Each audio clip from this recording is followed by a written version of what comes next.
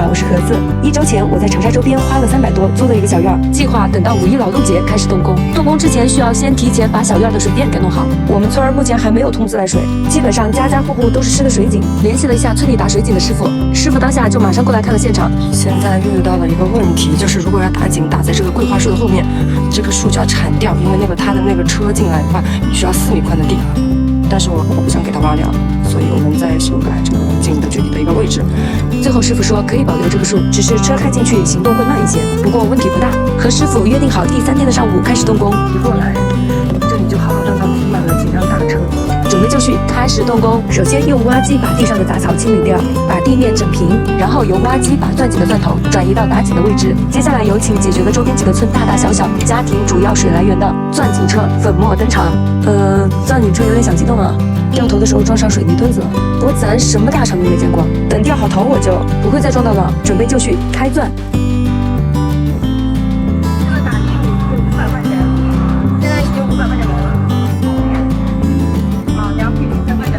谁懂了？这每一钻下去都是钱呢。就这样，钻井车一边往地里打，挖机一边把打上来的土给推掉，来来回回几趟，打到8米深的时候，地下就出水了。接着把圆柱形的水泥桶桶放进打好的井洞里，把井的整个框架固定住，再把井底盖由绳子拴好，放入井底，然后再把每个水泥桶桶衔接的位置用水泥封好，防止水通过缝隙回流到土里。最后封上井盖，井就算打好了。今日消费4200，接下来把电牵好，等雨季结束，我们就可以动工啦。期待，欢迎大家来做客，我们下次再见。房顶需要整个换掉，但这一步得等一个连续4天的晴天才可以进行。在等待的过程中，我决定把屋子和院子的部分区域先清理一下，做好改造前的准备。我在应该点这个给你边上。这是我妈在网上买的手套，和我之前戴的都不一样，还挺高级的。不用质疑，我是能干活的人。看到我的奔驰牌镰刀了吗？我要用它来荡平这里，还有这儿，所到之处寸草不生。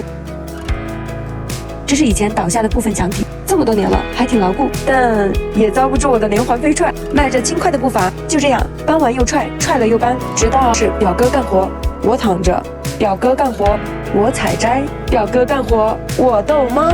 突然隔着老远听到表哥一声尖叫，动工，所以打算利用等待的时间，把房顶需要更换的材料全部配齐。门口的几根水泥立柱，由于有一根不太合群，所以打算整体换成木头立柱，下面再用这种麻石墩子做底托。屋面的领子比较稀疏，很多领子甚至是低于基本领子需要的直径的，领子的基础不够，就没办法支撑整个屋面，所以除了买立柱，还需要补大概30根的领子。小院门口还有10几根现成的木头，正好可以用来做领子。首先需要把现成的木头做去皮处理，为了能加快进度，1天完工，我又重新买了一把镰刀，加上从房主大叔家借的，一家人实现了人手一把镰刀自由。我分到的是房主大叔的镰刀，瞧瞧这重工的材质，复古的气息，就知道这镰刀真的不好用。再来试一下我的奔驰牌镰刀，比老镰刀强点，但刀身太大又挺厚，刀口不够力，使用起来也挺费劲儿。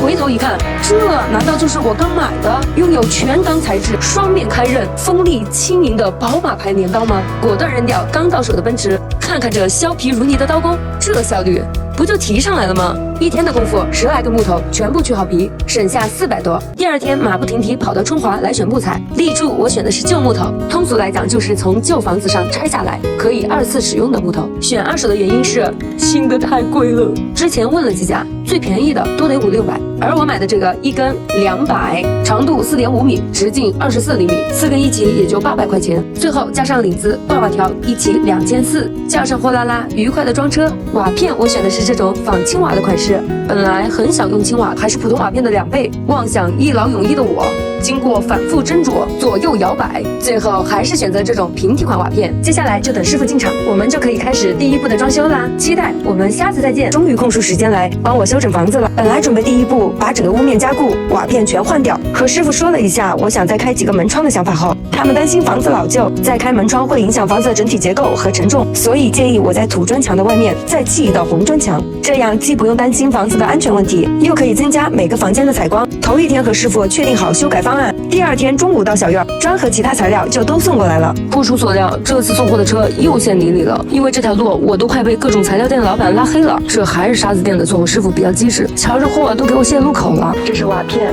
我的材料都在路上。从5一前到现在，这1天我等了太久，现在终于跟上约到了。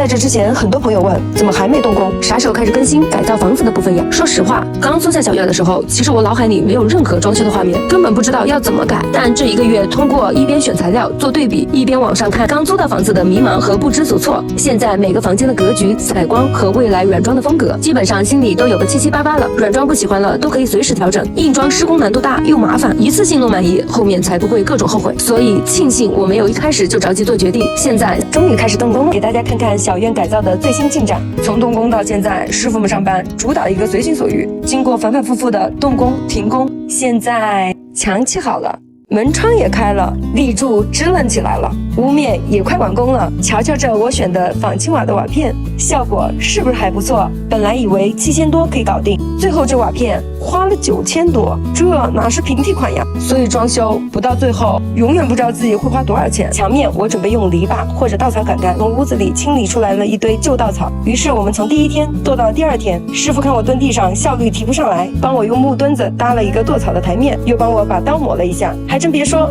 这坐椅子上剁要轻松太多，就是这刀有点重，费手。把稻草剁成大概6-7厘米的长度，从刚开始的小心翼翼到后面动作麻利，速度提升，最后收获一大堆碎稻草。第3天上午到小院，师傅们就把屋后的这面墙都缝好了，把黄土、沙子、水泥、碎稻草均匀铺开，搅和搅和，最后得到的就是我们粉墙的原材料。忙活了这么久，说真的，这段时间特别忙。上一次到小院都是8天以前了。我这边的装修是请的包工，给我包工的这个师傅呢特别负责，就是一些大大小小事情呢，他都能够提前帮你预想并解决掉，让我也省了不少心，所以我也能够这么放心的交给他，安心的做自己的事。这边是我的厨房，这是厨房的门。以前这边是2个房间，然后现在把这堵墙拿掉，现在厨房就空间也很大，这里一个床，3个床，4个床，整个厨房我开了4个窗。这边是可以看到前面的一个稻田，我侧的院子。这边的窗户呢，是也会更加好一些。到时候把这2棵树这块都清理掉，那就可以看到那边的稻田。打开窗户，里边拥有了一幅画。这边还有一个柴火灶，的话我准备把它拿掉，用那种烧气的，不准备烧柴火的。然后带你们看一下，我有3间房，从右边开始看吧。这3间房其实宽度是一模一样的，后面我都给开了一个窗。之后有条件了在里面做一个内卫，但目前不考虑。所以整个房间其实这样子看下来还蛮大的，前后都是有窗的，前面这个窗要更大一些。中间的这个是我准备住的房间，主卧，也是农村的堂屋。它这个门很大，我拉远一点。我是准备做一个推拉门的，一个很大的4开的那种推拉门。我后面也是开了窗。到最后一个房间啦，这个是准备粉墙的腻子，目前放在这个位置。现在给大家看一下房子整体的一个效果。这边3间房，1个厨房，那边1个厕所。其实装修到现在，我唯一比较遗憾的是，这个立柱我没有往外挪一点点。如果是往外挪一点点的话，这个屋檐就会下来一点。当时师傅给我的建议，他说下来一点，怕显得层高比较矮。实际上我这个房子层高都已经5米多了，其实挺高的，下来一点点也没有任何问题。唯一比较遗憾，但是又不可逆的一个部分了。看这边的这个宽度，就是刚刚好的，但是这边前面的宽度就没给它延伸出来，它大概就是1.1米的样子。刚刚那个有没有1.34米的样子，它的宽度就比较窄。当时要是把这个立柱往外挪一挪啊，然后这个前面的这个前屏就更宽一些。左右两边的房间的门和窗基本上是一样的，然后大小也是差不多。厨房这么大一个空间，我是打算完全不吊顶。但是我们考虑到这个房子，你看它的上面这一周其实是很不整齐的，到冬天的话冷风吹进来也是很要命，所以到时候跟师傅商量一下，让他帮我把这里稍微砌平一些，把这个风口给挡住。然后这个顶我其实就可以完全不用再管它了。之后师傅会帮我粉一下墙面，粉完墙面这个最后的油漆我可能也不会再做了，就是粉一下，其实粉的不是很平整均匀，我也能接受，就大概就这个样子，比较粗糙一点也没关系，做旧一点，我不需要走什么很精致化的一个路线。这就是目前小院整体的一个样子，希望赶在秋天能够住进去，到时候欢迎大家在家里吹空调、吃西瓜再躺平，可我却在小院里铲灰、搬砖头、穿钉子、干各种小工的活，4个以上的灯，走线会比较麻烦。师傅先让我在墙上把插座、开关、灯的位置都标记下来，然后根据画下来的位置来开槽排线。师傅在前面排，我们在后面补。最后和朋友花了1天的时间补好了所有的线槽。走水前得先把厕所修缮好，准备用之前的仿青瓦瓦片继续盖上去。但师傅说厨房屋檐的水会落到厕所屋檐上，这样如果盖瓷瓦，落下的水会反水进到瓦片里面，很大概率会漏水。建议我用石棉瓦或塑料瓦片盖，这样既不用担心漏雨，又能省下工钱和瓦片的钱。塑料的材质我不喜欢，石棉瓦不环保，我也不喜欢。但如果非得要2选1，那就石棉瓦吧。当初信誓旦旦绝不碰石棉瓦，现在也只能妥协了。师傅在上面接，我们在下面递，用这种穿了海绵圈圈的钉子把石棉瓦固定在领条上。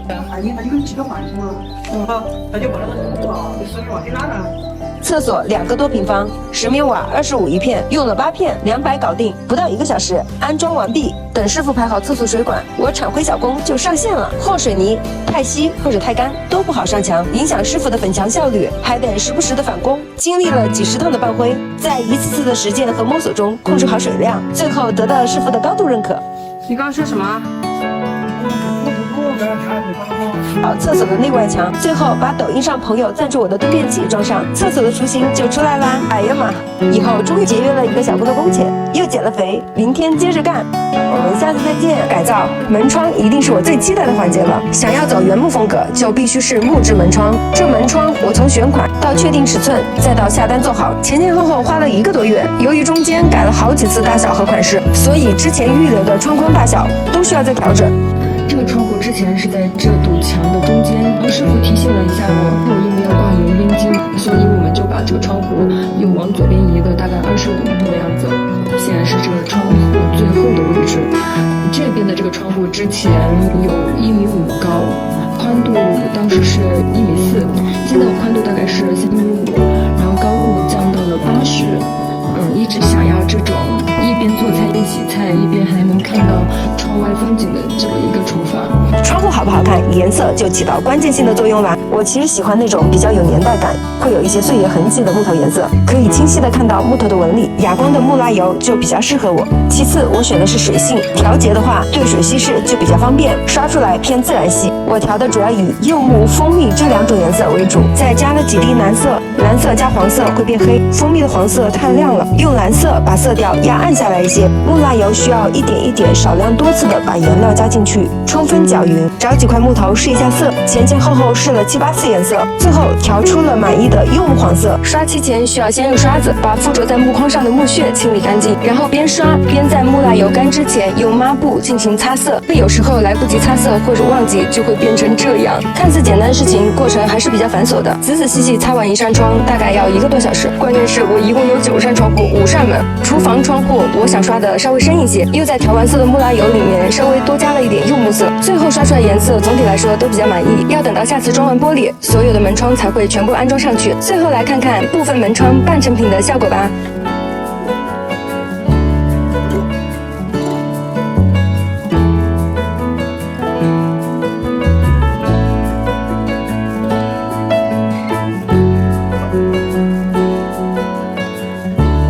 之前得先拆掉原来的柴火老灶，花了1下午的时间拆除并清理掉了所有的建渣。灶台拆下来完整的砖，在靠窗的位置砌了一个 L 型的灶台立柱。灶台板我准备用实木的，毕竟咱走的是原木风。在建材市场订了2块板子，货送到后发现宽度不够，我订的是55厘米宽的台面，现场看觉得有点窄了，叫了货拉拉把木板又拉回了市场，再次加工，最后加宽了5厘米，台面花了800，货拉拉130，第2次加工费是100块，台面就花了1000。2块台板刷上盒子牌特制木蜡油，再把每块板子背面做开槽处理。老实说，开槽这一步我是最后才做的，因为板子放上去没几天就变形了。背面开槽再补刷一道木蜡油，放太阳下晒一会儿，木板就马上恢复了原来的状态。因为准备用台式液化气灶，所以放灶的位置做了降低处理。洗菜时我选的是白色的11石盆，和木质的台板很搭，倒扣在台板上画出轮廓，再用曲线锯把划线的地方锯下来。咱就说第一次使用这个工具，一点点不平整，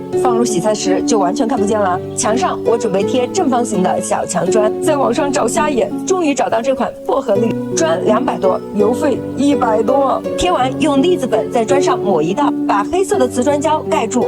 等上一会儿，用钢丝球把瓷砖上多余的腻子粉打磨掉，完美的盖住了之前的瓷砖胶。与此同时，又用防腐木给厨房窗户做了2个双边套和一些墙上装饰木板，然后刷上深色的木拉油。一起来看看最后的效果吧。